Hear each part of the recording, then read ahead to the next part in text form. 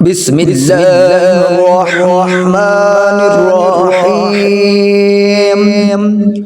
اللهم صل على سيدنا ومولانا محمد صاحب التاج والمعراج والبراق والعلم دافع البلاء والوباء والقحط والمرض والألم.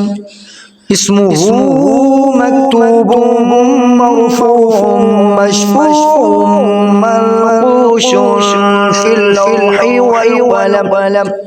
سيد العرب والعجم جسمه مقدس معطر مطهر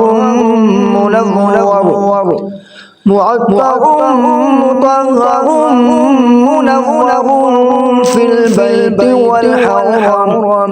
شمس الضحى بدر الدجى صدر العلا نور الهدى كافي الورام صباح الظلم.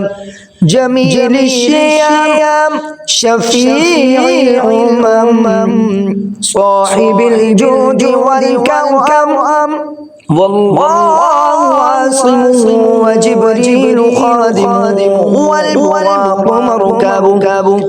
والبراق مركبه والمعراج سفره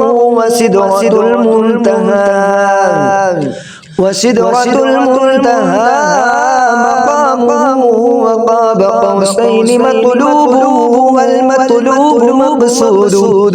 والمطلوب مقصود موجوده. سيد المرسلين خاتم النبيين شفيع المذنبين أنيس الغريبين رحمة للعالمين راحة العاشقين مراد المشتاقين. شمس العارفين سراج السالكين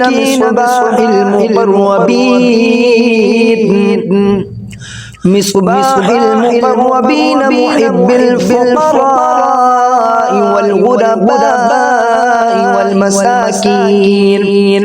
والمساكين سيد الثقلين نبي الحرمين إمام القبلتين وسيلتنا في الدارين صاحب قاب قوسين محبوب رب المشرقين ورب المغربين. محبوب رب المشرقين ورب المغربين جد الحسن والحسين. مولانا ومولى الثقلين أبي القاسم محمد بن عبد الله نور من نور الله. يا أيها المشتاقون بنور جماله بلغ العلا بكماله كشف الدجى بجماله حسنت جميع خصاله. صلوا عليه وآله وأصحابه وسلموا تسليما. آمنت بالله صدق الله